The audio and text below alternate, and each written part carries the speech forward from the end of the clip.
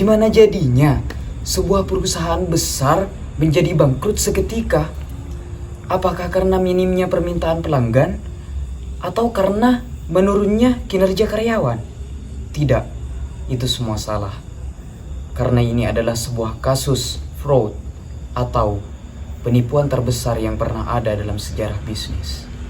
Saya, M. Yustoni dari Universitas Bahauddin Mutahari akan mengupas kasus yang pernah dilakukan oleh Enron Corporate dalam kasus fraud atau penipuannya yang berbasis di Amerika Serikat.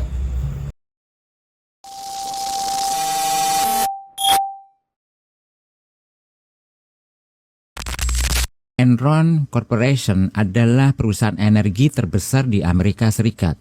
Pada awal tahun 2000-an, Enron menjadi perusahaan di bidang energi yang paling bersinar. Enron dianggap sebagai salah satu perusahaan paling inovatif dalam industri energi di dunia. Berikut strategi bisnis Enron yang agresif dan inovatif. Pertama adalah pengembangan pasar energi. Enron memainkan peran penting dalam memperkenalkan konsep pasar energi yang terdesentralisasi. Mereka menciptakan sistem perdagangan energi yang kompleks yang memungkinkan produsen, distributor, dan konsumen untuk membeli dan menjual energi dalam bentuk kontrak derivatif. Bagi sebagian investor dan pebisnis, ini adalah langkah maju dalam mengubah energi dari sumber pasif menjadi komoditas yang diperdagangkan. Namun bagi yang tidak setuju karena alasan resiko kontrak derivatif yang sangat besar. Kedua, pemanfaatan teknologi. Enron termasuk perusahaan pertama yang memanfaatkan teknologi informasi untuk mengotomatisasi dan meningkatkan efisiensi perdagangan energi. Mereka mengembangkan platform perdagangan online yang memungkinkan pelanggan untuk memantau dan mengelola kontrak energi mereka secara real time. Diversifikasi bisnis.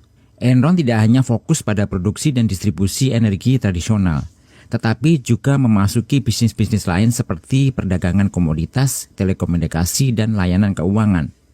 Ini memungkinkan mereka menghasilkan pendapatan dari berbagai sumber yang dianggap sebagai pendekatan inovatif dalam mengelola portfolio bisnis. Keempat, perkembangan kontrak derivatif. Enron mengembangkan berbagai jenis kontrak derivatif yang kompleks untuk melindungi dan mengelola risiko dalam operasi mereka. Mereka menciptakan produk-produk derivatif yang tidak hanya melibatkan energi, tetapi juga berbagai komoditas lain seperti cuaca dan mata uang. Namun sayangnya, banyak dari inovasi ini terjadi di balik tirai dan di atas dasar yang tidak etis. Perusahaan memanipulasi laporan keuangan mereka untuk menciptakan kesan bahwa mereka jauh lebih sukses daripada yang sebenarnya. Padahal sesungguhnya mereka tengah berjuang dengan masalah utang yang sangat besar. Bagaimana skandal ini terungkap? Skandal ini terungkap setelah investigasi menemukan praktik akuntansi yang meragukan dan manipulatif yang digunakan oleh perusahaan untuk menyembunyikan hutang besar dan menciptakan kesan kinerja keuangannya jauh lebih baik dari kenyataannya. Pelaku dan penuntutan hukumnya. Beberapa eksekutif Enron termasuk CEO Jeffrey Skilling dan Chairman Kenneth Lay didakwa dengan berbagai tuduhan, termasuk penipuan, konspirasi, dan penghindaran pajak. Keduanya dinyatakan bersalah dalam pengadilan.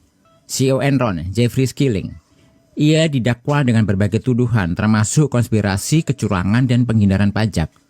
Pada tahun 2006, ia dinyatakan bersalah atas konspirasi dan penipuan dan dijatuhi hukuman penjara selama 24 tahun.